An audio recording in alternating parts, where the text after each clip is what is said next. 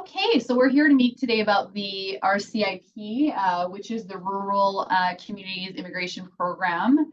And this is an information session about this program. So we have some participating organizations. So this is streaming across about 7 different communities. So as you can see, we have many communities in the East Kootenays, plus Revelstoke, lots of chambers of commerce and different economic development bodies. So what is the RCIP? So this is an immigration, refugees and citizenship program that's aiming to address the unique labor market, as it says there.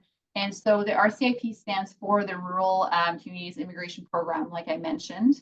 The East Kootenays Immigration Pilot Program, which we'll be naming our application, is an initiative designed to address the unique labor market demands of Canada and BC's rural and small communities, specifically for us for the East Kootenays and Revelstoke. By providing a pathway to permanent residency for newcomers, the RCIP supports local businesses in finding the skilled workers they need, while also helping individuals already in the community to continue building their lives here. This program builds on the lessons learned from the successful Rural Northern Immigration Pilot Program, which we'll talk about in a little bit, that's operated in the Central and in the West Kootenay region over the past 4 years. So our goals are to, and the impact on community is participating in this, the RCIP will bring substantial benefits to our community in the following ways. So workforce enhancement, helping to fill critical job vacancies that are vital to our local economy. So the shared economies of over the 6-7 communities. Community integration. So of course, providing a pathway to permanent residency, the program will help retain skilled workers and their families, ensuring a long-term sustainable growth and stability in our communities. Many of the communities participating in this are resort municipalities as well. And economic growth, so more stable job workforce. It will help to strengthen local businesses. They can expand and thrive. So workforce retention is extremely important to business expansion and retention. So in our sector identifications, we will be discussing once, if we do get accepted into this program, we'll be discussing the sectors that we feel we would like to go and support with the East Kootenays Immigration Pilot Program. The 4 main sectors will be food and beverage, healthcare, of course, with aides and nurses, and early childhood educators, teachers, laborers, and construction. The trades industry is extremely important to us. So the past successes, and so learned lessons from the West Kootenays RNIP program. So this was previously known as the Rural Northern Immigration Pilot Program. It was funded by the federal government. And the West Kootenay region was eligible to apply for it. Parts of the East Kootenays were not at the time, and they were able to have this program for 4 years and create some really fantastic statistics that you can view on the screen right now. So as you can see, 450 jobs filled, 256 employers participated in this, 90% retention.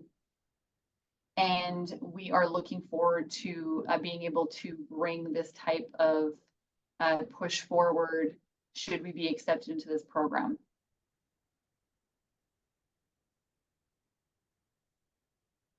Make sure I'm not missing anything. Perfect. So these statistics underscore that you see here, the specific statistics underscore the potential benefit for RCIP in the East Kootenays region, informed by the successful strategies employed by West Kootenays community. And some of this is really important to us in East Kootenays is 1380. So non-permanent residents in the East Kootenays and Revelstoke region. And this pilot could support those who are working for local employers to become permanent residents. So a fast track program towards permanent residency, an important part of our region.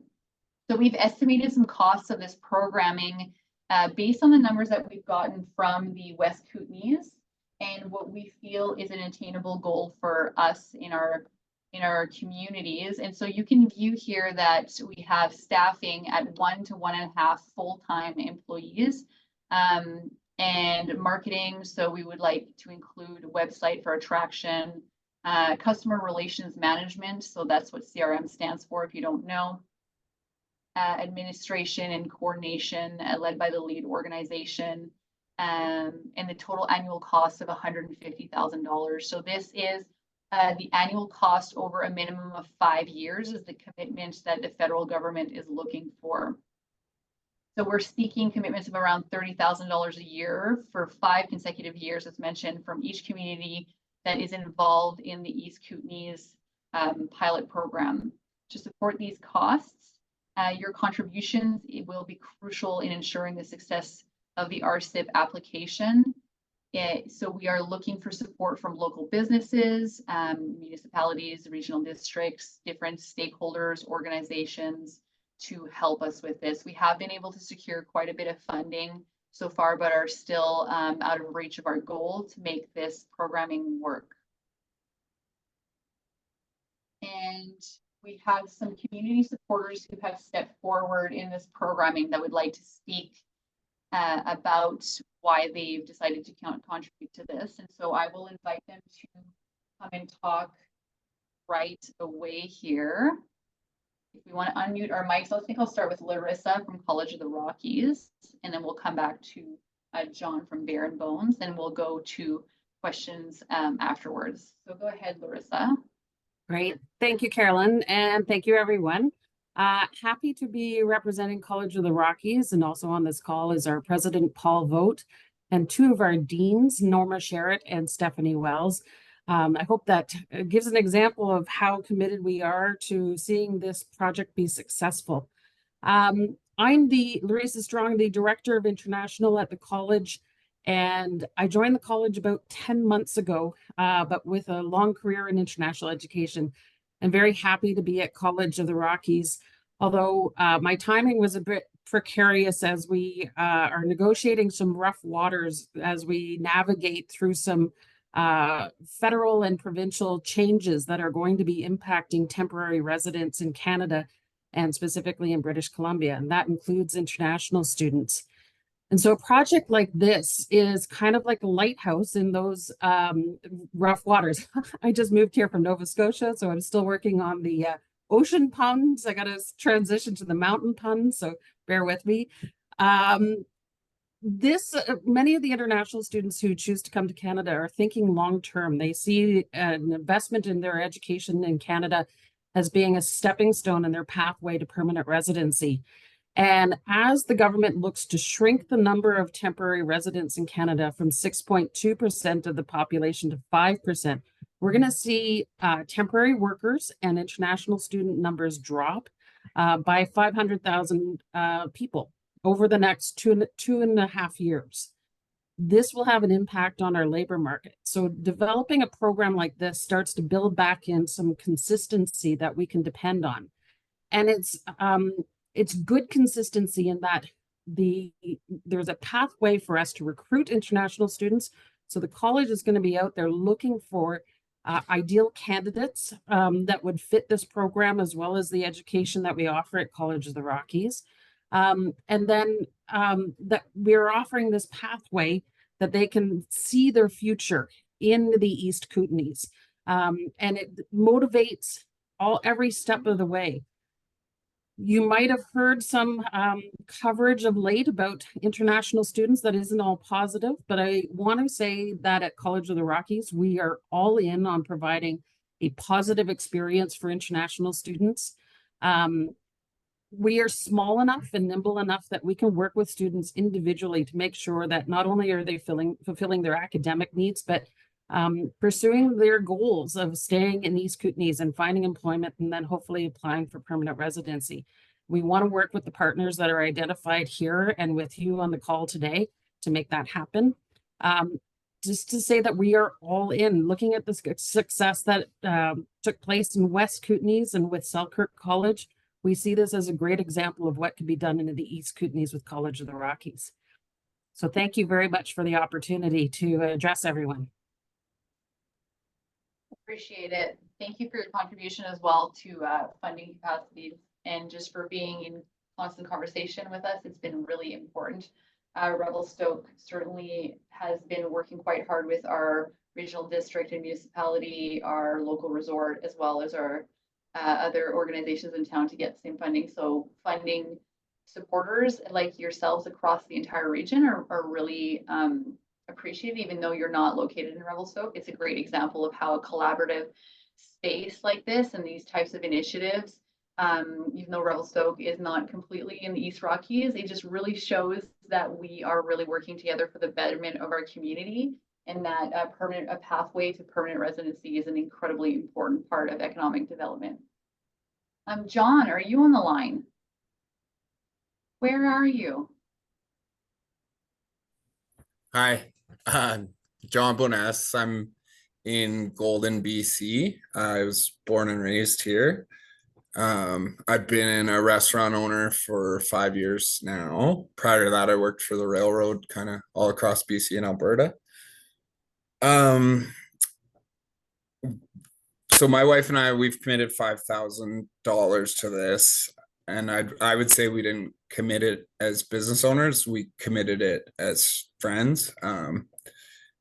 Alejandro, our head chef, he's worked for us for almost 4 years now. He's been in in Canada for 6. He's on his 3rd LMIA. So since his first year here, we've been working on permanent residency for him, and it feels like he's just got further and further away from it. But at no point has Alejandro complained or ever brought that to work. He's made our business such a good place, and his son is doing so well in school. It's just really hard to watch that. I know he wants to buy a house and invest here and let his son know that he's stable here. But it's just so hard. And with this program, there's a great opportunity to help our community members that are already living here succeed. And I like, from a business point of view, there's so many benefits to us with it. Like, there's already so many immigrants here working, and they're dedicated to one business. They can't work for other businesses, but so many of them are willing to work part-time and fill these other vacancies. So once they have PR, like there's so many other benefits to this. Yeah, I don't know. I think it feels like, to me and my wife, we'd like to close this loop. Like we made this commitment to people when we bring them here, thinking at the time that once they were done their contract, they would be able to get permanent residency, and it's just not the case. So we're asking them to come here, and then yeah, they just struggle for years to get it done, and hopefully the program, we can get into it and help these people along. Thank you for taking the time to share your story. I think your examples between Larissa and yourself are vastly different, but incredibly important and pertinent. And I think specifically the communities that are included in this East Kootenays immigration pilot are very much so comprehending of what those ebb and flows of tourism feel like. And the types of different people who contribute to our community, and the amount of people who are immigrants to Canada from all over the world. And so who are we meeting in our communities from all corners is really an important conversation that we've had and mentioned earlier. And then where are we going? So this application that we're putting in is of a dire need for all these communities that we're representing, and the population that lives and calls those places home. So thank you for taking the time to share that with us today. From our working group, is there anybody else that you would like to speak currently while we're recording, or would you like to end the recording and go to the Q&A? Please go ahead and unmute yourself if you would like to contribute a story at the end of this video that we can share with everybody. I would just like to say thank you to everyone for being here. Robin Peel here from Community Futures East Kootenays. It was John Bowness who came to me from Golden originally to start the conversation about what this could look like in Golden, and it's grown from there for a whole regional because the need is so important. And I just want to again highlight, I know there's been a lot of concern around immigration and housing and all that, how that affects, and that's obviously a big part of this application is showing that we have the support across the region. But as both Larissa and John have mentioned, this is actually about keeping people who are already here and really growing our community and not losing them, growing the people who want to be here, helping their families come as well so that they are here and supported. And so I think it's a really important part of this as well, is we have amazing people doing jobs that are really needed, like early childhood educators and in our hospitality industry and in our healthcare. And so that's about really growing our communities through this labour need. So that's just what I want to say. So thank you, everyone. Robin, that's a great point that you bring about this application request, that we show as communities to even be able to apply, that we have the support from our municipalities, from settlement services, and then a sort of state of the union of what does the housing look like in your region. So important documents that have been considered and put into play. Is there anyone else? Thanks, Robin. Andrew Wilson here from the Kimberley Chamber. So I wanted to give Arthur the chance, if you'd like to, on recording to speak. But so Arthur is a business owner in Kimberley, and he runs multiple businesses, especially focused on education services. And I think one of our kind of takeaways in the conversation was the need to just attract talent to Kimberley and to grow it in the long run. And I think, you know, teachers and having good institutions and bringing those families to our communities is so important. And yeah, Arthur, if you'd like to say any words about why you think this program is worthwhile, that'd be great.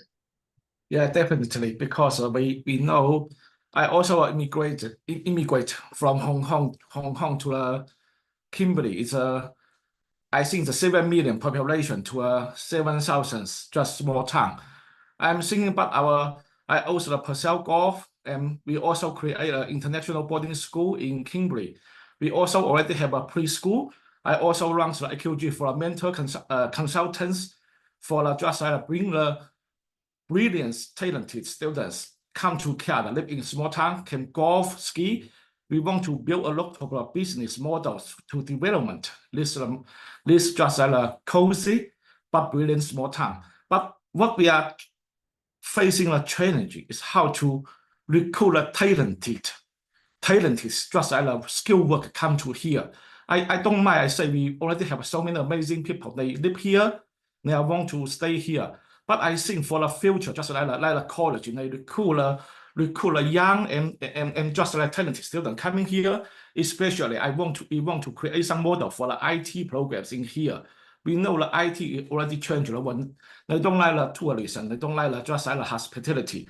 But this is a good opportunity to get the windows to create a legendary for the next generations. So this is why I'm coming for. We also get a commitment. I think Kimberley, just we also own just like a restaurant. I know the restaurant, and it's really challenging situations in the town now. So we fully support this pilot program to build our just brilliant futures. Thank you. Thank you, Arthur, for sharing that. That's really important. Appreciate it. And I just want to say something quickly on that. So after the application process, if we do get approved for the East Kootenays immigration program, we will be doing outreach to our communities collectively to find out where the real skilled labor shortage is, and then figuring out what we want to include in there. So great feedback. All right, is there anybody else? No, we'll move on to questions off camera. Teresa, if you could stop recording, that would be